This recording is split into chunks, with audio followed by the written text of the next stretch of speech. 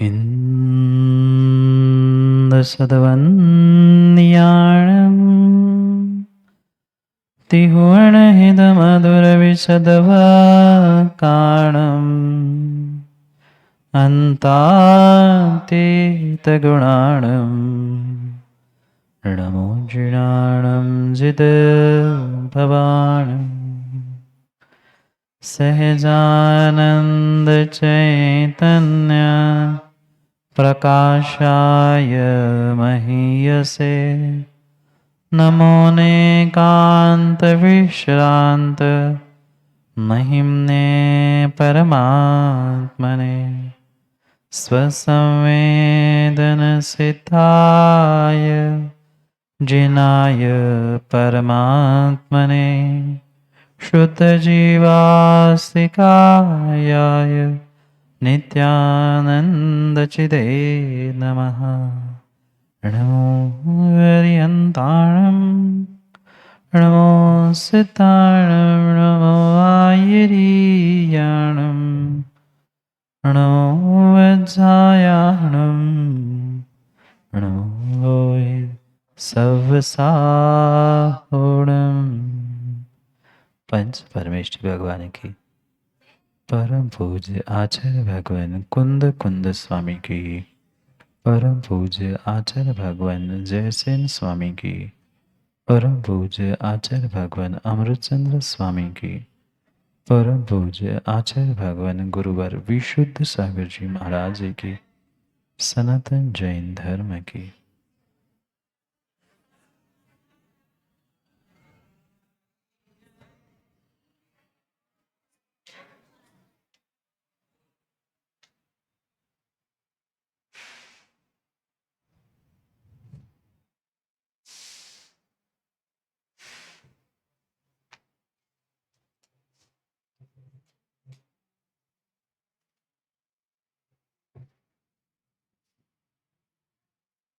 अंतिम त्रिदेश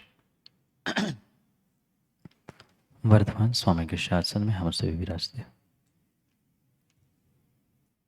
और उनकी यह पावन पीयूष देशना हम सभी के लिए परम उपकारी। उपकारमय देशना को समझने के लिए जो 4 अनुयोगों की व्यवस्था थी, उन 4 अनुयोगों में महान अनुयोग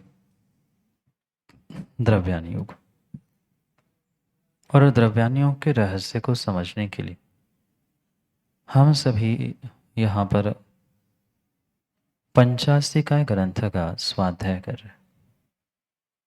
भव्यात्माओं, आचार्य प्रवर कुंद कुंद स्वामी ग्रंथराज पंचास्तिकाय में हम सभी भव्यों के लिए उन 5 विशेष द्रव्यों का व्याख्यान कर रहे थे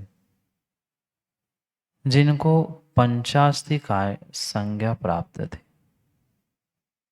संख्या में 5 होने से और अस्तित्व और कायत्व दोनों युगपत होने से उनकी पंचास्तिकाय संज्ञा हमें प्राप्त थी। ऐसे उन पंचास्तिकाय 6 द्रव्यों में प्रथम स्थान को प्राप्त जीव द्रव्य जीवास्तिकाय का व्याख्यान यहाँ कुछ दिनों से प्रारंभ है। उस जीव को समझने के लिए आचार्य भगवान कुंद कुंद स्वामी ने 9 अधिकार प्रदान किए संसारी जीवों की अपेक्षा से। मुक्त जीवों को समझने के लिए कर्म संयुक्त अधिकार छोड़ते हुए 8 अधिकारों से 8 विशेषणों से जीव की सिद्धि के उसी क्रम में हमने जीव के जीवत्व, चेतनत्व, उपयोगमय प्रभुत्व आदि को समझते समझते देह प्रमाण का व्याख्यान हम समझ रहे थे।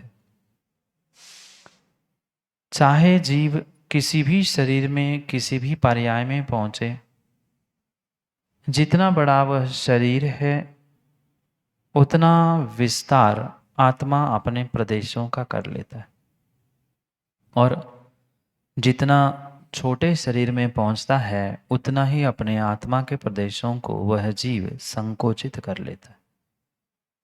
ऐसे संकोच विस्तार से युक्त इस आत्मा के जीव के विशेष व्याख्यान को हम सभी प्राप्त हो रहे थे।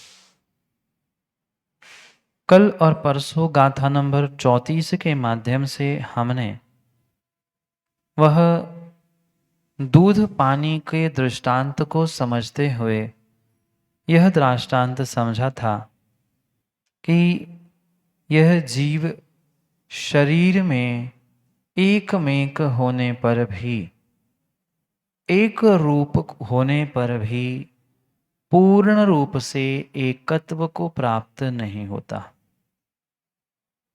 साथ में जो उसका अगली पर्याय के लिए, अगले भव के लिए गमन होता है, वह पूर्ण रूप से शरीर को प्राप्त करने के लिए ही हुआ करता है। कारण मात्र और मात्र अध्यवसन भाव, जो राग द्वेष, मिथ्या तवेरति आदि आदि रूप थे, जो आज शरीर में है वो ही कल के लिए शरीर बनाता है। जो आज अशरीरी होता है उसका कल भी शरीर नहीं होता। ये परंपरा से चलने वाला क्रम हमने समझा था। क्रमवर्ती शरीर की परंपरा को हमने समझा था। कल भी शरीर था, आज भी शरीर है और संसारी अवस्था तक कल शरीर बना ही रहेगा। इस शरीर के साथ ही संसारी जीव की सिद्धि अस्तित्व से हुआ करती है। जहाँ संसारी जीव है वहाँ पर नियम से शरीर है ही, चाहे औदारिक, वैक्रयिक, आहारक, तेजस, कारवाण, किसी न किसी प्रकार से जीव का शरीर होगा ही। विग्रह गति में भी कोई स्थूल शरीर नहीं, पर सूक्ष्म शरीर के साथ संसार में जीव गमन करता है। गमन अगले शरीर के लिए किया था।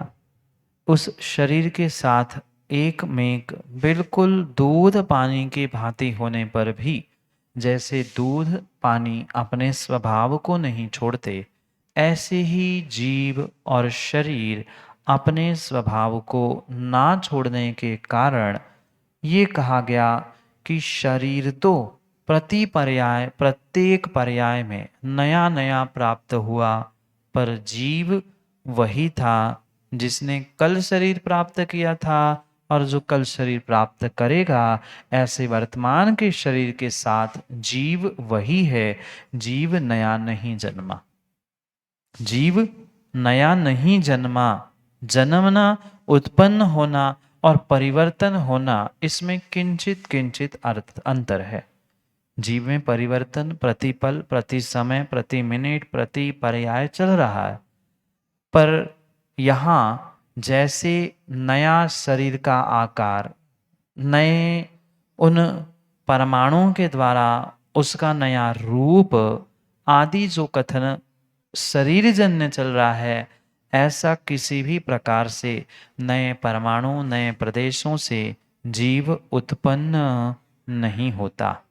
ये मुख्यता से कल विषय हमने समझा था। पर फिर भी मीमांसक, नैयायिक और सांख्य मत वाले शिष्य को समझाने के लिए एक छोटी सी गाथा, जो कुंद कुंद भगवान की गाथा की टीका करते हुए जैसे स्वामी ने बताई थी, वह कल पढ़ना शेष बची थी और उसी विषय को आज समझेंगे, क्योंकि समय कल अधिक हुआ था। बस दो पंक्ति की जो गाथा है उसे ही यहाँ विशेष रूप से समझना है। इस गाथा के माध्यम से आचार्य भगवंत हमें समुद्घात की क्रिया समझाना चाहते हैं और समुद्घात की क्रिया में जीव स्वदेह प्रमाण रूप नहीं रहता, ये भी यहाँ मुख्यता से समझने की आवश्यक, क्योंकि कुछ मतों का यह मानना है कि जब देह प्रमाण है ही तो वह देह से कभी अप्रमाण या बाहर नहीं जाता। पर समुद्घात की ऐसी स्थिति हुआ करती है जहाँ जीव अपने आत्मा के प्रदेशों को पूर्ण रूप से शरीर से बाहर भी फैलाता है। ऐसे उस समुद्घात की मुख्यता से 7 प्रकार के समुद्घात और उस 7 प्रकार के समुद्घात का कथन करते हुए मीमांसक, नैयायिक और सांख्य मतों का खंडन करने का प्रयास यहाँ पे किया जा रहा है। पढ़ते हैं गाथा को, पर उसके पूर्व हम समझेंगे समुद्घात को, जो मूल शरीर को पूर्ण रूप से छोड़े बिना आत्मा के प्रदेश जो फैलाए जाते हैं, विस्तार को प्राप्त कराए जाते हैं, उसे ही समुद्घात कहा। पुनः दोहराऊं, मूल शरीर को पूर्ण रूप से छोड़े बिना, नहीं तो शरीर को छोड़कर ही आत्मा के प्रदेश पूर्ण ही चले जाएंगे तो शरीर मृत हो जाएगा। किसकी आत्मा, किसका शरीर, कोई तारतम्यता नहीं बचे। इसलिए मूल शरीर को छोड़े बिना जो आत्मा के प्रदेश विस्तार को प्राप्त होते हैं, फैल जाते हैं, उसे ही समुद्घात कहा। और वह समुद्घात 7 प्रकार का हुआ करता है। वह 7 प्रकार के समुद्घात को यहाँ अन्य ग्रंथों से प्राप्त गाथा को उद्धृत करते हुए समझाने का प्रयास किया जा रहा है कि जीव सामान्य कथन की अपेक्षा से तो स्वदेह प्रमाण है ही, उसमें कोई विकल्प नहीं है। पर कुछ ऐसी विशेष घटना, कुछ ऐसा विशेष कार्य होता है जब जीव समुद्घात करता है, और ऐसे समुद्घात के समय में जीव पूर्ण रूप से उस स्वदेह प्रमाण से भी कुछ अधिक स्थान को व्याप्त करने वाला होता है। मां समझ में आ रहा है? मूल शरीर को छोड़े बिना जो आत्मा के प्रदेश फैलाए जाते हैं उसे समुद्घात कहते हैं। तो समुद्घात के समय में जीव स्वदेह प्रमाण मात्र नहीं रहता।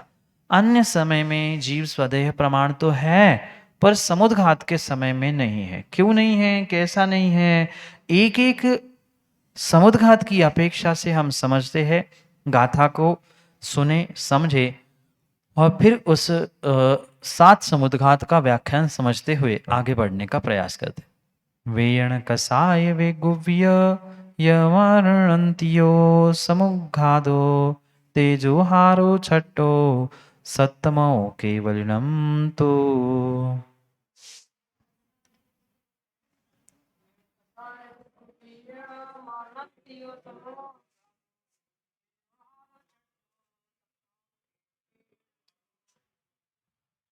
वेयण कसाय वेगोवेय मारणांतिक समुद्घात तेजोहार और केवली, ये क्रम से 7 समुद्घात के भेद यहाँ कहे गए। पहला समुद्घात वेदना समुद्घात, दूसरा कषाय समुद्घात, तीसरा विक्रिया समुद्घात, चौथा मारणांतिक समुद्घात, पांचवा तेजस समुद्घात, छठवा आहारक समुद्घात और सातवां केवली समुद्घात। पुनः दोहराता हूँ, वेदना, कषाय, विक्रिया, मारणांतिकी।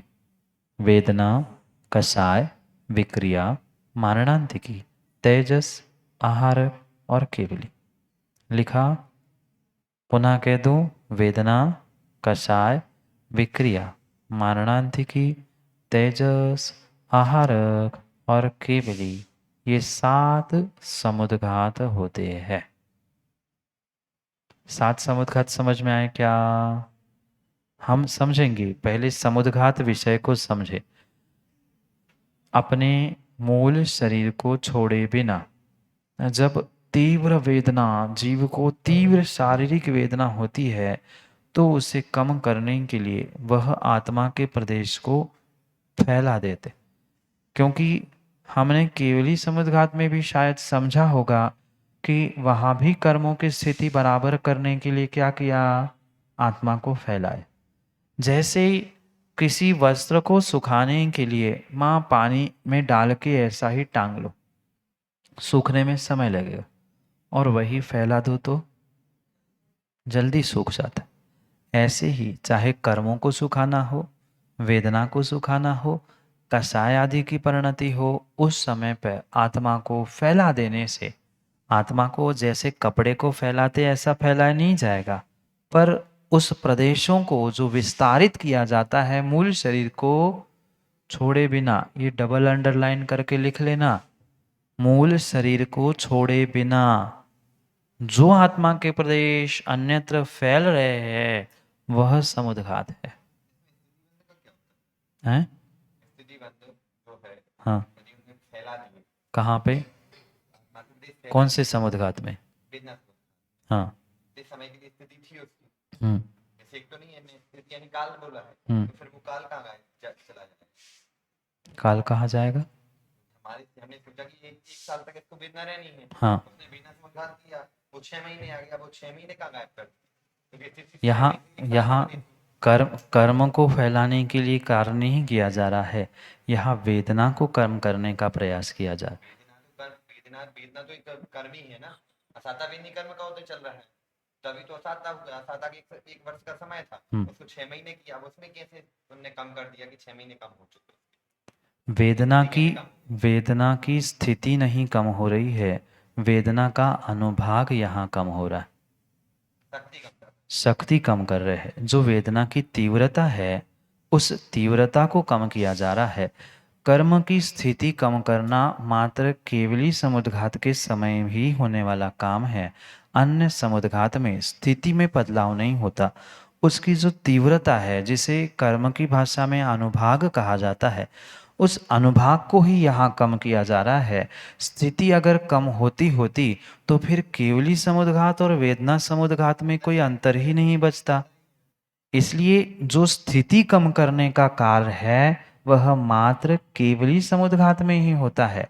यहाँ वेदना की जो प्रचंड तीव्रता थी जिसे अनुभाग कहा जा सकता है, उसकी मंदता की जा सकती।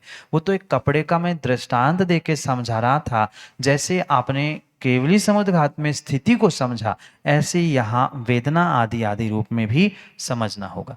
वेदना और वही कषाय, फिर विक्रिया। विक्रिया तो हम जानते ही है, किसकी विक्रिया? वह तो पृथकभूत है ही, पर अपृथक विक्रिया भी वह संकोच विस्तार को देने वाली। अपृथक विक्रिया दो प्रकार की, पृथक और अपृथक विक्रिया। पृथक विक्रिया तो देवनारकियों की हम कथनचित जानते ही है, वहां तो आत्मा के प्रदेश वहां तक पहुंच रहे, पर अपृथक विक्रिया भी जो हो रही है, चाहे वह विक्रिया रिद्धि के माध्यम से हो या सामान्य जीवों को भी, आपको भी प्रोफेसर जी विक्रिया होती है, पता है? आपको भी विक्रिया होती है माँ, क्या पता है? कषाय से नहीं, आपको भी विक्रिया होती है। सामान्य ये औदारिक शरीर जन्य भी विक्रिया प्रत्येक जीव को होती है। जैसी गुस्सा आती है आंखें ऐसी बड़ी हो जाती है, नाक फूल जाती है, कषाय के निमित्त से नहीं, उसके अलावा भी शरीर में चेतन जी ऐसे अंग है जो बिना कषाय के भी विक्रिया को प्राप्त होते हैं। आप समझदार हैं, आप ज्ञानी हैं, आप बुजुर्ग हैं, आप अनुभव करें, मनुष्यों के भी शरीर में ऐसे अंग, ऐसे अवयव है जो कुछ समय में वह विस्तार और संकोच को प्राप्त होते हैं। ये पूर्ण रूप से इस औदारिक शरीर जन्य विक्रिया, ये कोई वैक्रिक शरीर पृथक अपृथक भूत नहीं चल रही, औदारिक शरीर जन्य विक्रिया है। तत्वार्थ सूत्र की कक्षा में भी मैंने समझाने का प्रयास किया था, पर समय के अभाव में वो जल्दी जल्दी में विषय आगे बढ़ गया। ये जो शरीर है, चाहे स्त्री हो, चाहे पुरुष हो, चाहे बालक युवा प्रौढ़ कोई ना हो, उनके शरीर में बिना कषाय के निमित्त से, कषाय से हुआ तो कषाय जन्य हो ही गया, पर उसके अलावा भी विक्रिया होती है। कई सारे जीव हैं, आप देख लेना, उनके कान छोटे बड़े होते वे हिला के दिखाते, हाथ से नहीं, अपने आप उनके कान, हाँ कान, वहां कौन सी कषाय, ये कान भी पूरे ऐसे ऐसे हिलते हैं उनके, हैं?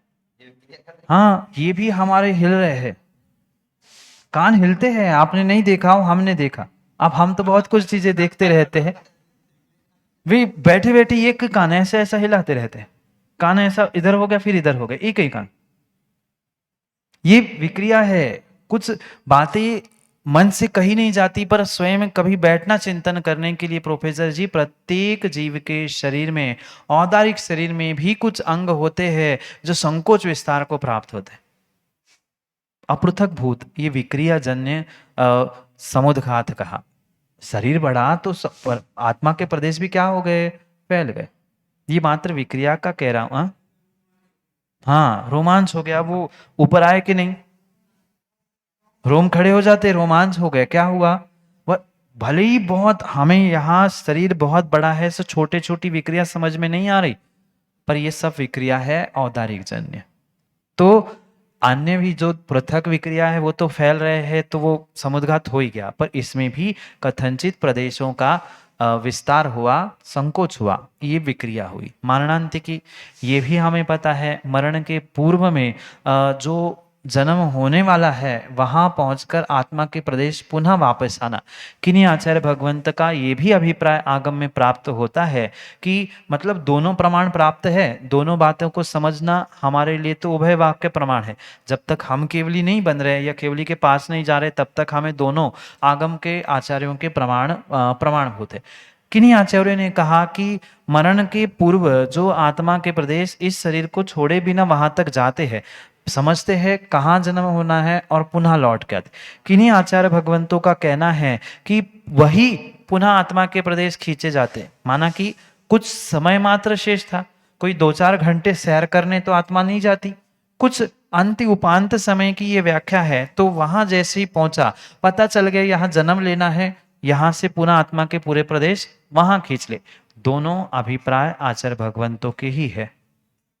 एक आत्मा जहां जाती है मतलब जन्म लेना है वहां के नहीं, प्रदेश वहां पहुंचे, पुनः प्रदेशों को खींचकर पुराने स्पर्श करके पुनः पुराने शरीर में पहुंचा।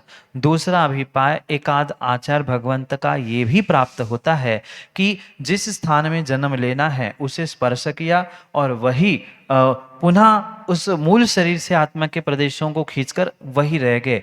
ऐसा प्रकार का कथन भी एकाद आचार्य भगवंत की अभिप्राय से प्राप्त होता है। क्योंकि हम दोनों दिगंबर आचार्य हैं, हमें दोनों का अभिप्राय स्वीकार करना है, क्योंकि वो तो केवलीगम्य विषय है और आचार्यों ने जो बताया उसे हमें श्रद्धापूर्वक सुनना होगा। हाँ, उसमें तर्क वितर्क हो सकते हैं, कैसे होगा, पर कोई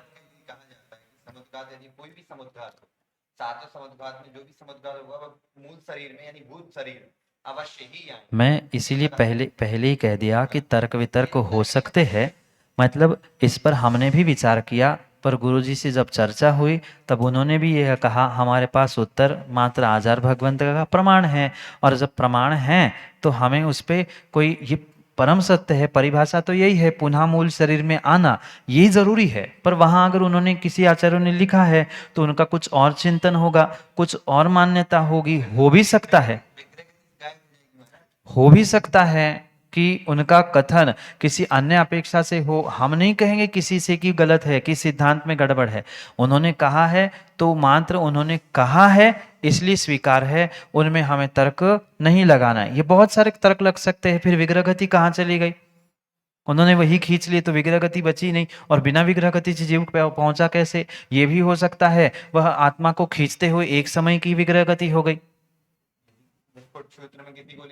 तो वहां तो जाएगा ही नहीं। उस निष्कुट क्षेत्र में जाना है, 3 मोड़े होने हैं, तो वह वहां पर पुनः आके ही जाएगा। ये कुछ बातों के लिए हमें मात्र श्रद्धा का विषय मानकर ही छोड़ना पड़ेगा। ये आगम में उदाहरण आया, इसलिए मैंने आपको यथावत कहने का प्रयास किया। आगे मारणांतिक के बाद तेजस, तेजस जो पुतला निकलता है आपने पढ़ा सुना, वह तेजस समुद्घात कहा। फिर आहारक, आहारक भी जो मुनिराजों को मस्तिष्क से निकलने वाला वह पुतला है, आत्मा के प्रदेश जाना, सुभिक्ष रास्ता आदि देखना, ये आहारक शरीर का बहुत अच्छे से विस्तार हमने तत्वार सूत्र की कक्षा में पढ़ा था पर्युषण में। और अंतिम 7वां समुद्घात केवली समुद्घात, वह आत्मा के प्रदेश अब पुरुषार्थ होगा स्थिति पर। पहले तीव्रता पर अनुभाग पर हुआ था, अब स्थिति पर पुरुषार्थ किया जाता है। अन्य कर्मों की स्थिति को और आयु की स्थिति को दोनों पर तालमेल यानी दोनों की समानता को प्राप्त करने के लिए जो पुरुषार्थ किया जाता है वह केवली समुद्घात। केवली समुद्घात के बारे में तो काफी कुछ आपने सुना और पढ़ा होगा। दंड, प्रतर, प्रस्तार, कपाट आदि और फिर लोकपूरण, इस प्रकार से वह समुद्घात को केवली भगवान प्राप्त करते हैं। और ये भी जरूरी नहीं है, नियामक नहीं है कि प्रत्येक केवली भगवान समुद्घात करे ही, ये किसी भी प्रकार से आवश्यक नहीं है। कर भी सकते हैं और नहीं भी कर सकते हैं। जिनकी स्थिति कम ज्यादा हो रही है, अन्य 3 कर्म और आयु की, उनके लिए ही ये समुद्घात करने की आवश्यकता है। हर केवली भगवान, प्रत्येक केवली भगवान समुद्घात नहीं करता। तो ये समुद्घात की स्थिति कही।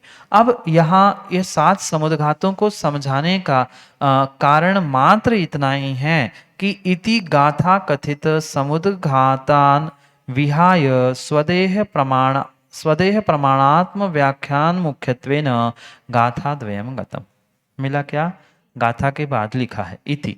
इस प्रकार से गाथा में कथित जो समुद्घात को विहाय यानी समुद्घात को छोड़कर, क्या कह रहे हैं? समुद्घात को छोड़कर स्वदेह प्रमाण जो आत्मा है, कब है? मुख्य विषय हमारा आत्मा के स्वदेह प्रमाण का चल रहा था। आत्मा नित्य ही, हमेशा ही स्वदेह प्रमाण है। किसको छोड़कर? इन 7 समुद्घातों को छोड़कर। बात आई समझ में? 7 समुद्घात यानी गाथा कथित सप्त समुद्घातान। गाथा में जो 7 समुद्घात, 7 प्रकार के समुद्घात कहे, इन 7 प्रकार के समुद्घातों को छोड़कर, विहाय यानी छोड़कर, आत्मा कैसी है? स्वदेह प्रमाण आत्मा, स्वदेह प्रमाण आत्मा है। ऐसे मुख्यता से, इस स्वदेह प्रमाण की मुख्यता से गाथा द्वयम गतम, 2 गाथाएं पूर्ण हुई। 33 और 34 नंबर की गाथा में वह देह प्रमाण अधिकार का व्याख्यान हुआ।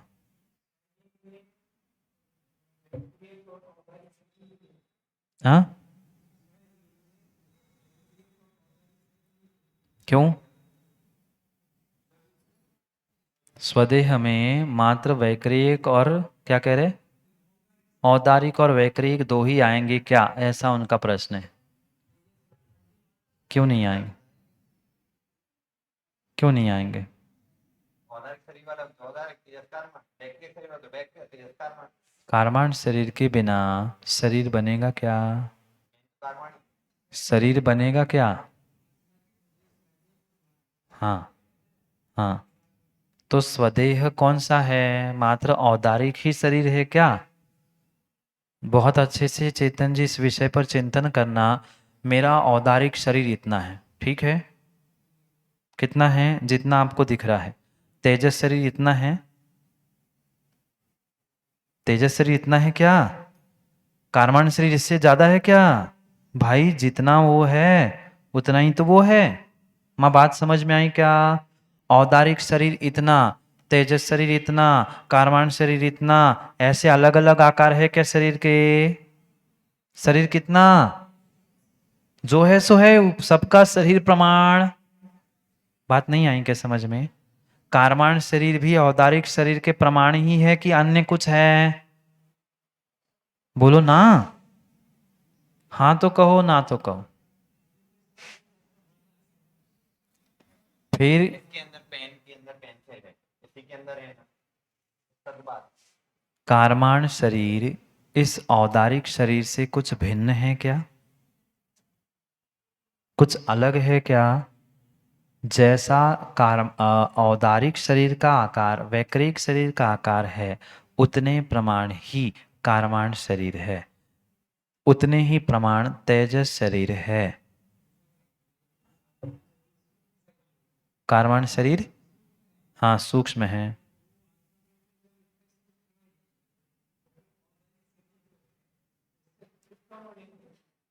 आत्मा के प्रदेश सूक्ष्म सूक्ष्म और स्थूल होने से आत्मा के प्रदेश कम ज्यादा नहीं होते। हाँ, वही कह रहा हूं। आत्मा कार्बन शरीर जितने आत्मा के प्रदेश है जहाँ आत्मा के प्रदेश उस औदारिक शरीर में भी व्याप्त है, उतने में ही कारमाण शरीर है। कारमाण शरीर, प्रोफेसर जी आपसे प्रश्न है, कारमाण शरीर, कारमाण शरीर, कारमाण शरीर आत्मा के प्रदेशों को छोड़ के होता है कि नहीं? माँ प्रश्न समझ में आया? कारमाण शरीर आत्मा के प्रदेशों को छोड़ के होता है कि नहीं? बोलो ना। फिर वह औदारिक शरीर से कम ज्यादा कैसे होगा? चाहे सूक्ष्म स्थूल कितना भी हो, क्या आत्मा के प्रदेश इस औदारिक शरीर में नहीं है क्या पूरे में? तो जितने जितने आत्मा के प्रदेश है उतना ही तो कारमान शरीर है, तो छोटा बड़ा कैसे होगा? और आत्मा के प्रदेश कितने आकार के हैं, किस आकार के हैं? आत्मा के प्रदेश औदारिक शरीर प्रमाण है, ठीक है? एक एक पंक्ति को समझो। आत्मा के प्रदेश औदारिक शरीर के आकार के है जी, हाँ कि ना? आत्मा के प्रदेश औदारिक शरीर के आकार के है, उतने ही प्रमाण है, वैसा ही उसका आकार है।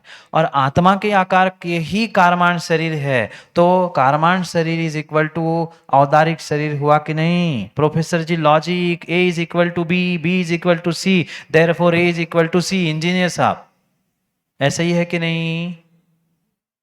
मेरे आत्मा के प्रदेश औदारिक शरीर प्रमाण है, औदारिक शरीर के प्रमाण आत्मा के प्रदेश है, आत्मा के प्रदेश के बराबर वो कारमान शरीर है, इसलिए औदारिक शरीर इज इक्वल टू कारमान शरीर। और उतने में ही तेजस होगा। बाहर कहां फैल रही किरणें?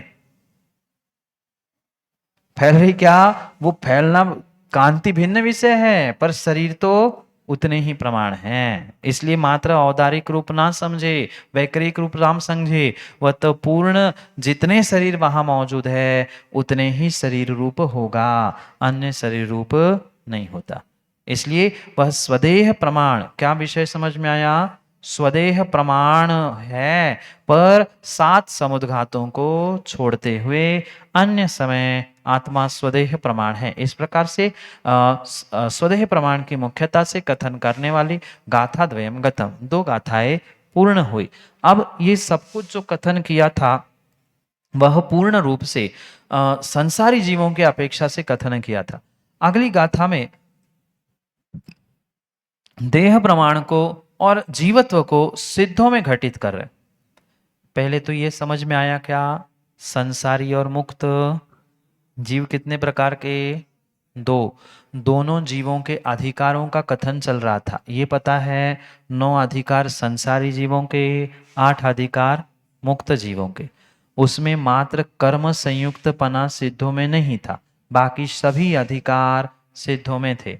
इसलिए हमने जीवत्व सिद्ध किया, उपयोग सिद्ध किया, चेतनत्व सिद्ध किया, प्रभु सिद्ध किया। अब स्वदेह प्रमाण की बारी थी, तो स्वदेह प्रमाण हमने संसारियों में सिद्ध कर लिया, घटित कर दिया। तो सिद्धों में स्वदेह प्रमाण नहीं है क्या? सिद्ध स्वदेह प्रमाण नहीं है क्या? सिद्ध भी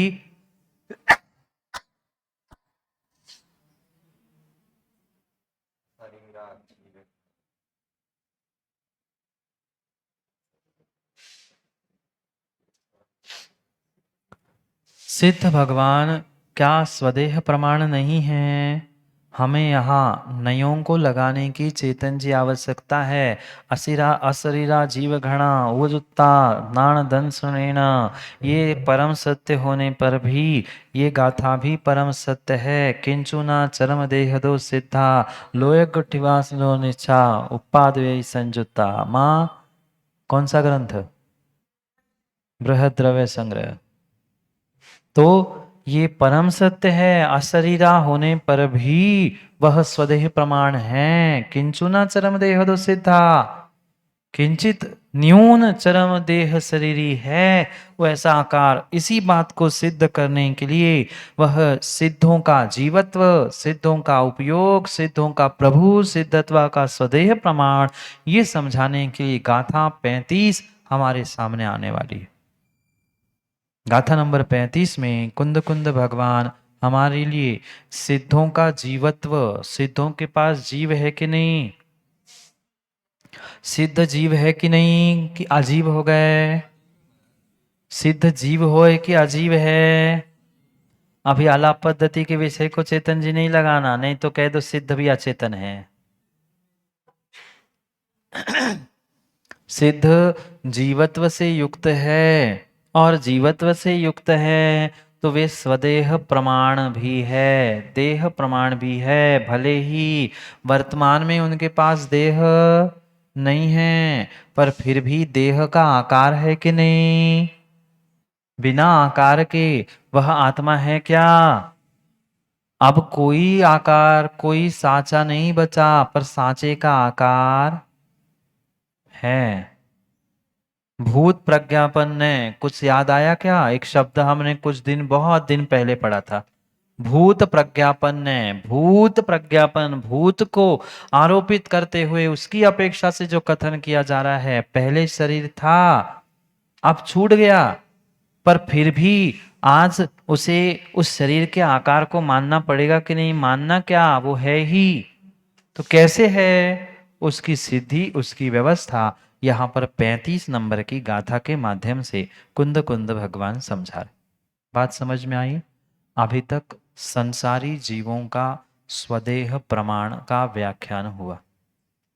जो संसारी जीव है वो जिस शरीर में पहुंचता है उतने आकार का होता है।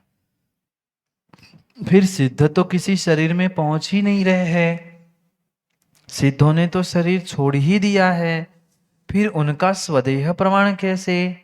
उनका प्रमाण क्या है? फिर तो वह मुक्त होने पर अगर हम उनको कोई आकार, कोई प्रमाण, कोई स्वदेह प्रमाण नहीं मानेंगे तो उनको तो फैल जाना चाहिए था, उनको तो वहां बिखर जाना चाहिए था। जैसे आप कोई भोजन की सामग्री बनाते क्या, भोजन अच्छा कि कच्चा? आपने भोजन बनाया और भोजन बनाते ही जिस साँचे में आपने इडली बनाई थी वह साँचा बनने के पहले निकाल दिया, क्या हो जाएगा? फैल जाएगा। ऐसे ही क्या सिद्धों के आत्मा के प्रदेश फैल गए? सिद्ध बनने पर, मुक्त होने पर नहीं फैले, नहीं फैले। फिर क्या हुआ राजीव जी? उसकी ही सिद्धि, उसकी ही व्यवस्था यहाँ पर 35 नंबर के श्लोक के गाथा के माध्यम से कह रहे हैं। गाथा पढ़ते हैं, फिर गाथा का अर्थ और आचार्य भगवान के अभिप्राय को भी समझने का प्रयास करते हैं। पढ़ते हैं 35 नंबर की गाथा। उसके पहले जो पंक्ति के माध्यम से उत्थानिका दी उसे पढ़ते। सिद्धानाम जीवत्व देह मात्र व्यवस्थयम, मिला क्या? गाथा के पूर्व में लिखा है सिद्धानाम जीवत्व देह मात्रत्व व्यवस्थेयम।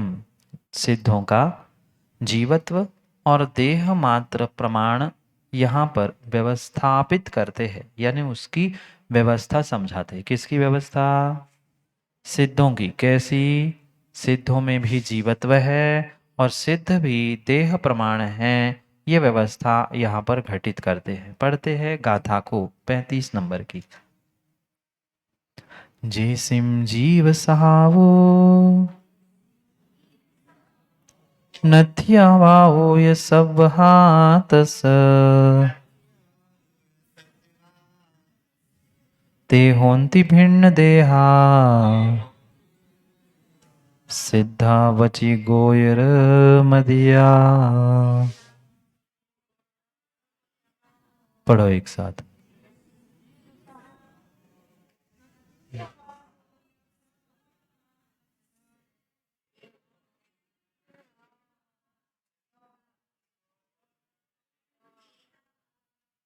गाथा के अर्थ को बहुत गहराई से और बहुत विवेक से, नयों से समझने की आवश्यकता है, अन्यथा हम भ्रमित भी हो सकते हैं। करते हैं अर्थ। जैसिम जीव स्वभाव, जिनके जीव स्वभाव न थी, जिनका जीव स्वभाव है ही नहीं। क्या कह रहे हैं? जैसिम जीव स्वभाव न थी, जिनका, जिनके जीव स्वभाव न अथि नहीं है, और अभावो ये सवहा तस् सर्वथा, सर्वथा तस् अभावा, उसका अभाव भी न थी। बात आई कुछ समझ में?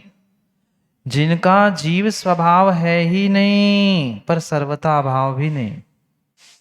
मतलब दोनों बातें कह रहे हैं, दोनों बातें कह रहे हैं। जिनका जीव स्वभाव नहीं है और सर्वथा जीव का अभाव भी नहीं है, मतलब जो जीव है ही नहीं और जीव नहीं भी, ऐसा नहीं।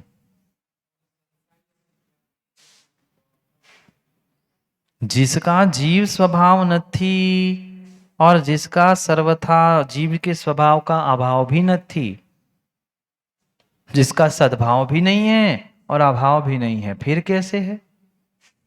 हमने द्रव्य की भी परिभाषा या द्रव्य के स्वभावों को भी समझते हुए मां आलाप पद्धति में कहा पेन है पेन नहीं है। याद करो, स्वभाव में हमने कथन समझा था पेन है पेन नहीं है, सिद्ध जीव है सिद्ध जीव नहीं है, सिद्ध जीव नहीं है सिद्ध जीव है, सिद्धों में जीवत्व नहीं है सिद्धों में जीवत्व है। दोनों बातें पहले ये वाक्य समझ में आया, फिर हम अपेक्षा समझेंगे टीका के माध्यम से।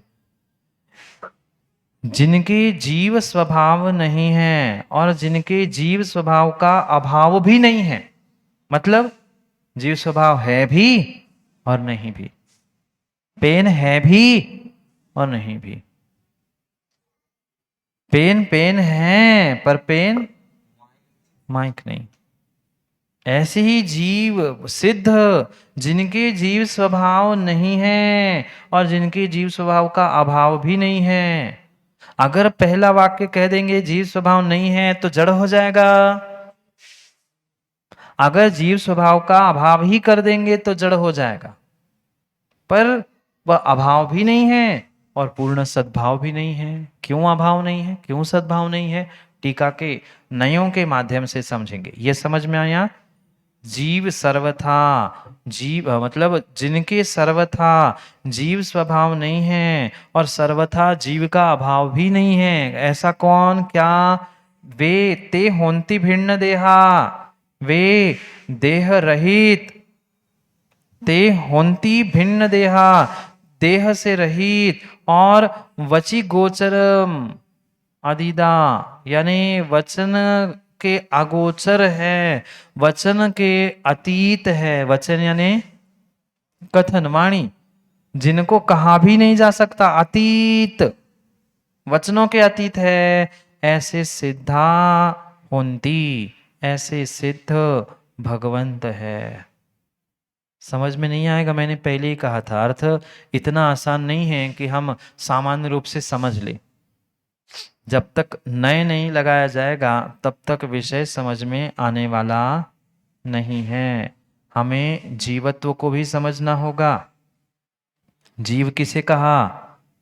जीव में जीवत्व कैसे? पहला अधिकार याद करें मां, जीव किसे कहा? बहुत अच्छे से याद करें, काफी चर्चा हुई थी। चेतन जी इसमें भी जीव कह रहे थे, पर हमने निर्णय किया था चेतन में ही जीव, जीव में ही चेतना थी। याद करो मां, जीव किसे कहा? कैसे जीता था? भोजन से, भोजन से, पानी पीने से, तिक्काले चदुपाणा, इंद्रिय बलमाण आणु पाणो य, जो तीनों कालों में चार प्राणों से जीता था, जीता है, जीता रहेगा। उन प्राणों को भी हमने समझने का प्रयास किया था। तीन प्रकार के प्राण, तीन प्राण नहीं, प्राण तो चार ही, तीन प्रकार के हमने समझे थे, सब भूल गए। तीन प्रकार के, तीन प्रकार के, एक प्राण बता दो, एक प्रकार बता दो, आप तीन समझ लेना। द्रव्य प्राण, अब तीसरा बताओ, तीसरा प्रकार बताओ। हैं? तीन प्रकार हमने समझे थे, याद करो थोड़े थोड़े से, नहीं है तो घर जाके याद कर लेना। बात आई क्या समझ में? जैसिम जीव सहाओ। अब उन पुराने विषयों को लगाने की आवश्यकता है। जैसे आलाप पद्धति में भी पुराने विषयों की संयोजना चल रही ना, यहाँ भी यही कार्य चल रहा है। मूल विषय जीव का अधिकार और सब कुछ हो गया। अब उनको ही संयोजना करते हुए सब में घटित किया जा रहा है कि जो पढ़ के आए हो ना जीवत्व स्वदेह प्रमाण, ये इनमें कैसे घटित होगा और नहीं होगा, ये नए के प्रयोगों से समझना होगा। बात आई क्या समझ में? इतना समझ में आया कि सिद्ध जीव है भी नहीं भी, देह से रहित है फिर भी प्रमाणभूत है। वे कहे नहीं जा रहे फिर भी सिद्ध भगवान कहे जा रहे। दोनों बातें यहां तो कह रहे उनके बारे में कहा ही नहीं जा सकता, और कथन किसका चल रहा है? स्वयं आचार्य भगवान सिद्धों का कथन कर रहे हैं और कह रहे कि कहा नहीं जा सकता। फिर कहा नहीं जा रहा तो कह कैसे रह रहे, और कह रहे हो तो फिर कहा नहीं कैसे जा रहा? ये अनेकांत है, ये नए विवक्षा है। ये नए विवक्षा से अनेकांत से इसे समझने की आवश्यकता है। पढ़े समय हो गया है पर 4:30 बज गए। दिन जल्दी डूब रहा है, नहीं तो फिर दोष पाप महाराज को लगे हैं। आज जल्दी नहीं जाना है, फिर पढ़ लेते। हमें कोई जल्दी नहीं, हमें तो वैसे ही जल्दी नहीं है। मन में चलता रहेगा, और कल फिर नहीं लगी क्लास तो फिर कल और परसों फिर मुझे वही समझाना पड़ेगा तो है। हाँ ठीक है, अमृतचंद स्वामी की टीका पढ़ते हैं, जयसेन स्वामी की पुनः समय पे पढ़ते। जल्दी जल्दी पढ़ो, जल्दी जल्दी समझ लेना तो मैं जल्दी जल्दी सुना दूंगा। सिद्धानाम ही द्रव्य प्राण धारणात्मको मुख्यत्वेन जीव स्वभावो नास्ति। अब समझना, पुरानी बातों को याद कर लेना, थोड़ी सी धूल ब्रश आउट कर लेना, झाड़ लेना जो धूल चढ़ी थी ना उस पर। सिद्धानाम ही द्रव्य प्राण धारणात्मको मुख्यत्वेन जीव स्वभावो नास्ति। द्रव्य प्राण कौन से? इंद्रिय बल, आयु और श्वासोश्वास सिद्धों के पास है क्या? सिद्धों के पास द्रव्य प्राण है क्या? द्रव्य प्राण नहीं है, इसलिए वे जीव नहीं है। सीधी सी बात। क्या कहा? सिद्धानाम ही द्रव्य प्राण धारणात्मको मुख्यत्वेन।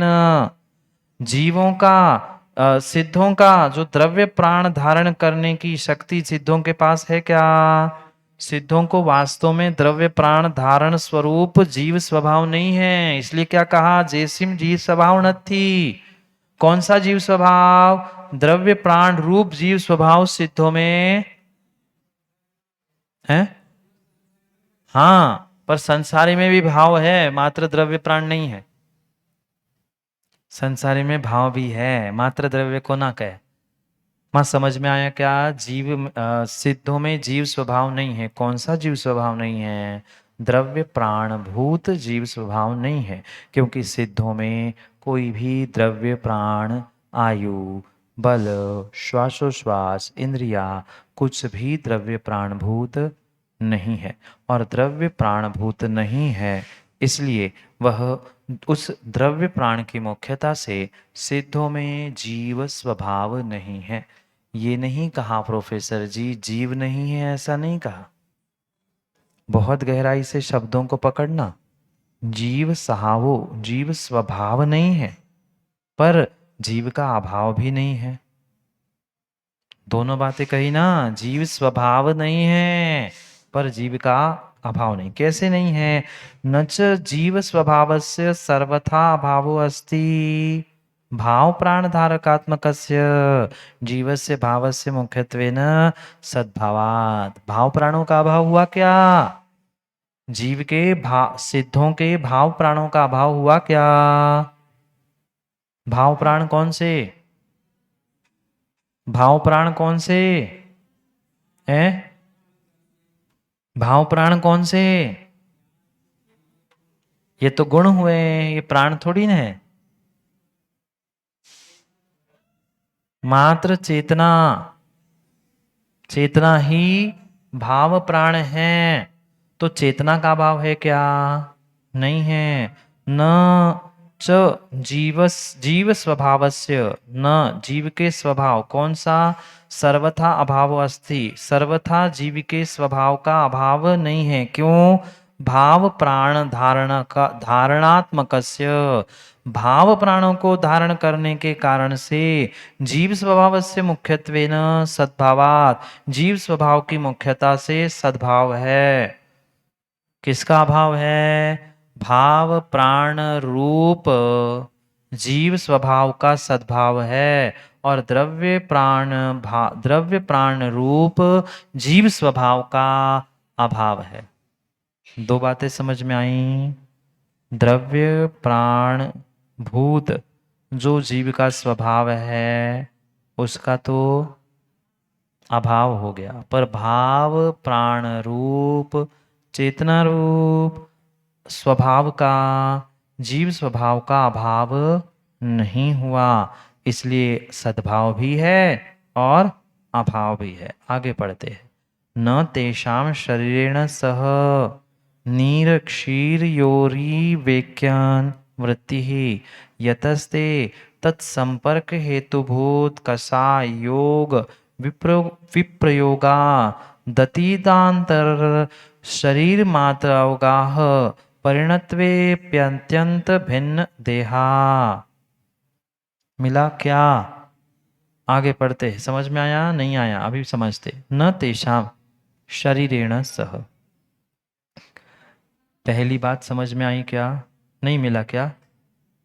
सद्भावात के बाद लिखा है न तेषाम शरीरेण सह नीर क्षीर योर ऐक्येन वृत्ति यतः ते तत्संपर्क हेतुभूत कषाय योग विप्रयोगादि विप्रयोगात अतीतांतर शरीर मात्र अवगाह परिणत्वेत अपि अत्यंत भिन्न देहा। अब मिला क्या?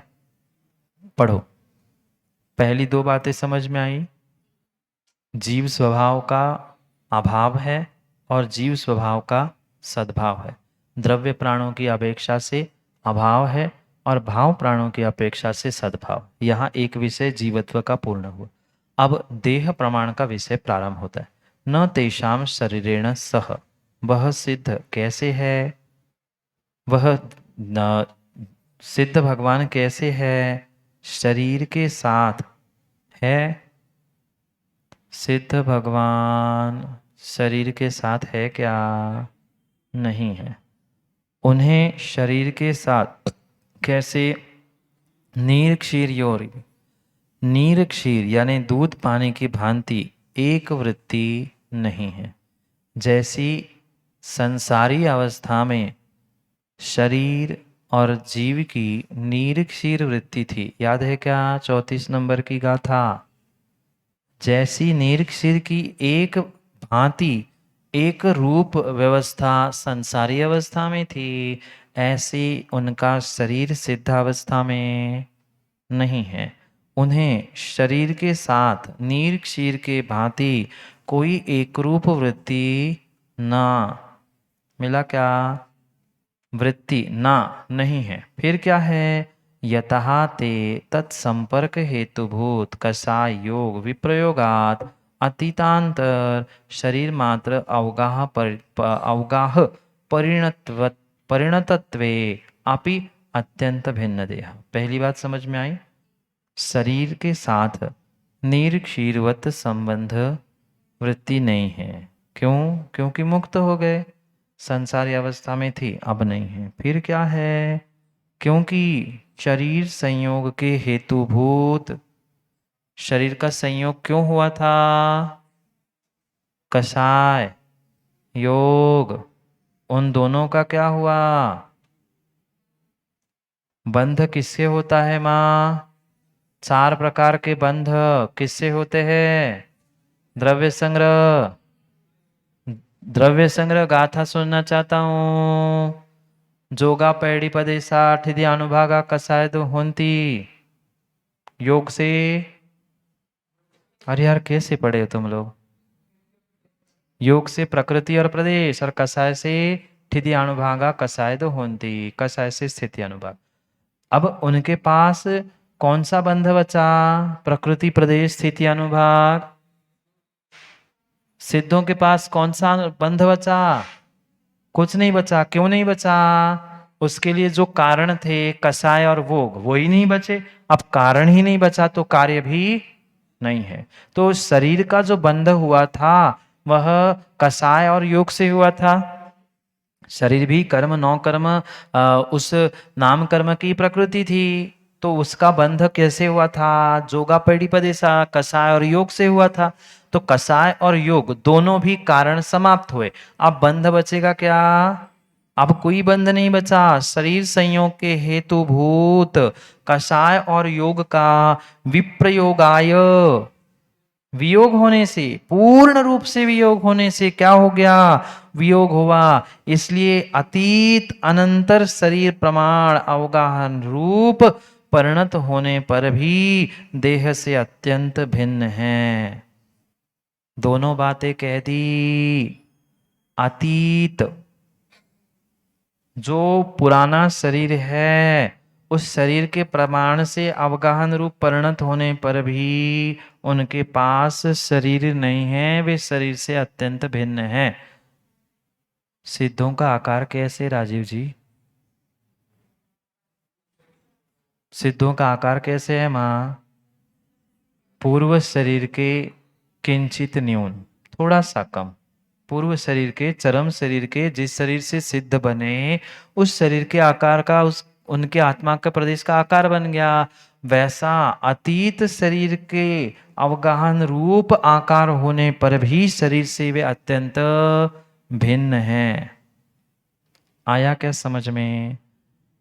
दो दो बातें एक साथ कह रहे हैं, इसलिए हो सकता है कंफ्यूजन हो, पर बहुत बारकाई से और गहराई से समझे कि वह पहली बात तो ये कह दी, जैसे संसारी अवस्था में नीर क्षीर जैसा शरीर और आत्मा थी, ऐसी तो वृत्ति उनमें है ही नहीं, है ही नहीं, बिल्कुल नहीं।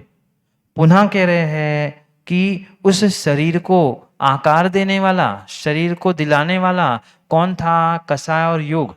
कषाय योग नष्ट हो गए तो शरीर नहीं बचा, शरीर का आकार नहीं बचा, पूर्ण वियोग हो गया। ऐसा होने पर भी उनके आकार कैसा है? वह अनंतर अतीत, यानी बिल्कुल कोई अंतर से नहीं। दोनों शब्द समझना मां, अतीत अनंतर।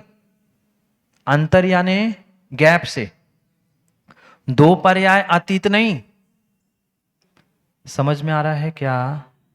अंतर ये हमारे से अनंतर है, और उनके आगे कोई बैठा होता तो वो अंतर से कहलाता। एक महाराज के अंतर से दूसरे बैठे, यहां अनंतर है, कोई अंतर नहीं है। ऐसे ही जो शरीर का आकार मिलेगा किसी दूसरे, तीसरे, चौथे, पांचवे पुरानी पर्याय का नहीं। अतीत भी पुरानी पर अनंतर, जिसमें कोई गैप नहीं, मतलब जस्ट पीछे वाली, बिल्कुल पीछे वाली।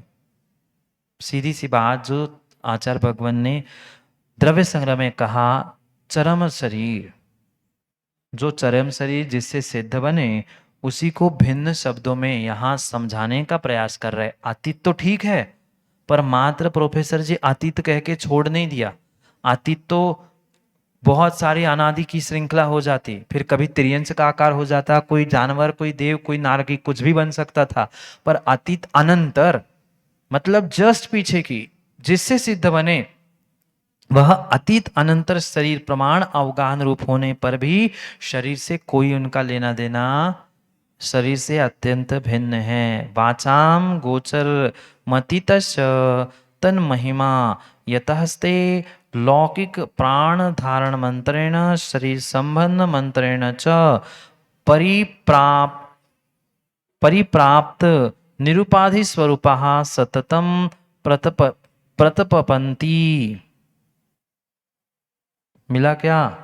वाचाम गोचरम अतीतश्च, वाचा मने वचनों के, गोचरता से अतीत, मतलब वाचाम यानी वचन, गोचर यानी शक्ति, जो वचनों के शक्ति से अतीत है। और तन महिमा, क्या उनकी जो महिमा है ना, किनकी?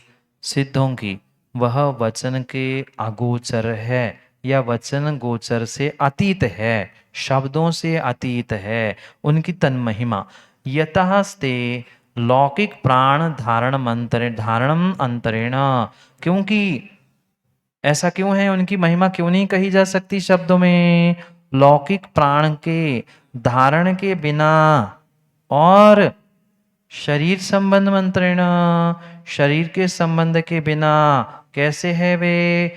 परिप्राप्त, पूर्ण रूप से संपूर्ण रूप से प्राप्त किए हुए निरुपाधि स्वरूपा, निरुपाधि स्वरूप के द्वारा सततम प्रतपंतंती, सतत वे प्रपतते हैं, यानी प्रतापवंत है, वर्तते हैं। उनकी महिमा शब्दों में नहीं कही जा सकती। क्यों? क्योंकि कुछ पुद्गल उनके पास होते तो मैं उनको पुद्गलों में बांधता। अब शरीर नहीं बचा ना, उनके पास कोई प्राण बचे, द्रव्य प्राण, द्रव्य प्राण भी पुद्गल रूप थे और शरीर भी पुद्गल रूप था। अब पुद्गल ही नहीं बचा तो मैं कैसे उनकी महिमा गाऊं?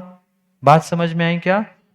भले ही हम कह तो रहे हैं पर फिर भी उनकी वो महिमा, उनका प्रत्यक्ष अनुभवन मैं शब्दों से नहीं कर सकता। क्यों?